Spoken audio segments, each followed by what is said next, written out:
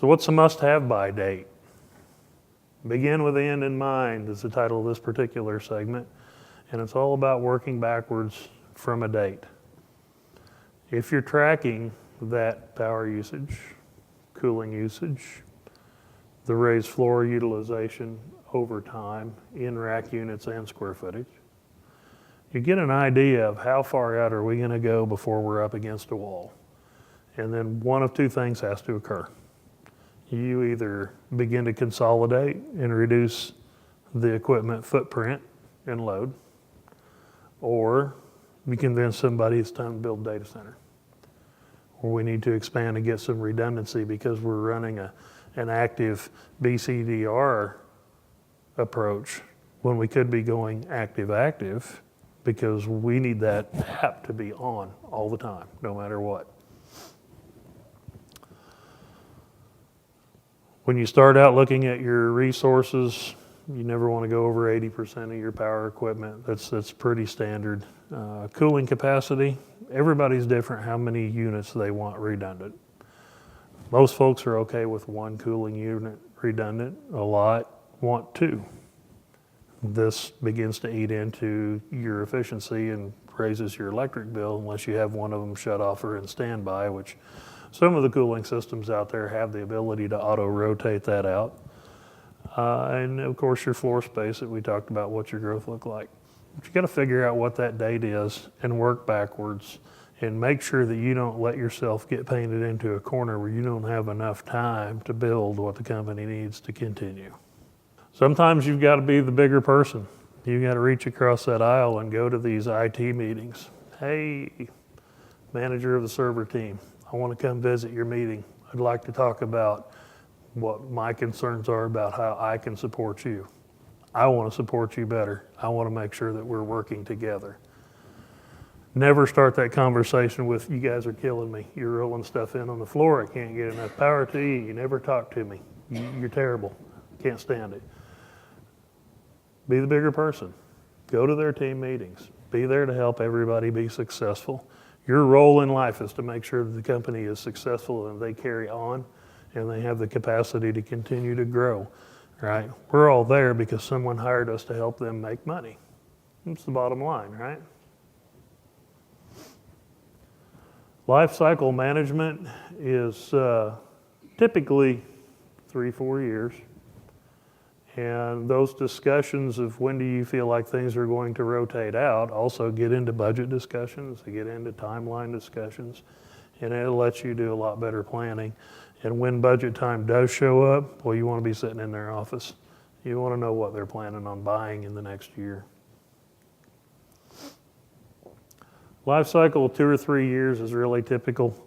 It keeps up with the hardware refresh. It keeps the equipment pretty much on the leading edge of speed and efficiency, and it's a pretty typical depreciation factor. So whenever equipment gets to a certain age, generally your CFO is looking for some ways to get some depreciation going and roll that old stuff out. Oftentimes, there's buying incentives out there, and you have to understand how your IT partners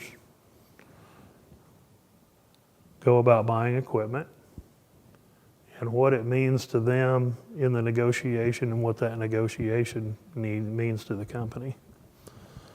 So this is the part where that stuff hits the dock, or you get a notification it's going to be here Friday or next Friday or in 2 weeks. And nobody really knew anything about it, right? Nobody knew anything about it because it was confidential negotiation.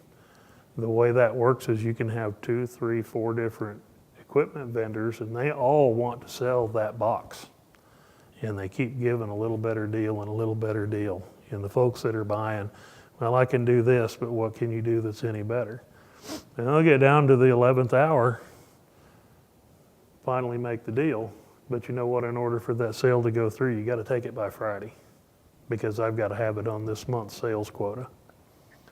Overall savings to the business can be so big that it completely overarches the fact that you've got to put in a PDU or upgrade a UPS or even add a small chiller or upgrade your cooling system. you may be talking about millions of dollars. And we're mad because now I've got to spend overtime to get the electricians in here on the weekend and put in 2 power drops, and it's going to cost $500 extra. But the perspective needs to be, what do we save for the company by supporting this, and how can we be flexible and support it more quickly? Disaster resiliency, we were talking a little bit about that earlier. Hardening against environmental or civil threat. So a few years ago, this conference was in Charlotte. We showed up and there were bullet holes in the walls around the buildings because there had been a riot out there. Yeah, it was a little bit unnerving, but do those kinds of events play a factor in your location? You know, downtown, urban areas can lend a lot to that kind of a concern. Security, potential threats for people to riot, break into the building, cause issues, cut off your utilities.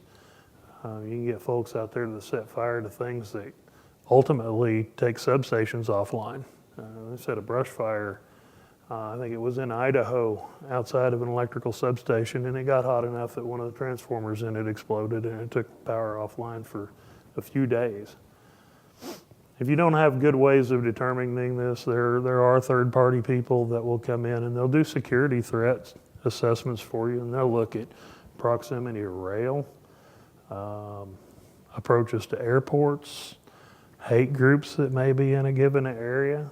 There's a lot of different things that before I had one of these third-party assessments done on a different project that I had no idea that several of them even existed in the area we were looking at. But there were a lot of problems that we were able to avoid by finding out before we bought the land.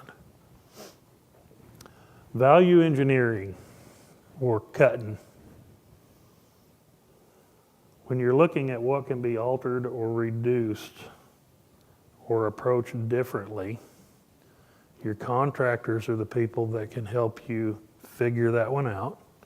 And contractors should be selected not as so much a provider of a service or a provider of a final product that says, thanks, shakes your hand and walk away. Contractors should be vendor partners.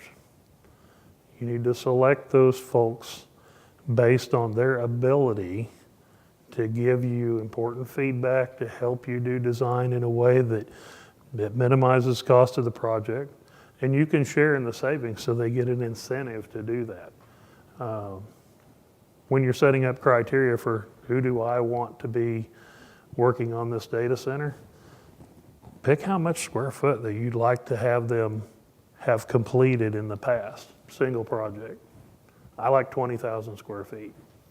If you've got 20,000 square feet of raised floor in one data center under your belt, you probably have got enough experience and have seen some things go wrong, and you can be a valued partner and actually give some constructive feedback and help me avoid those kinds of incidents.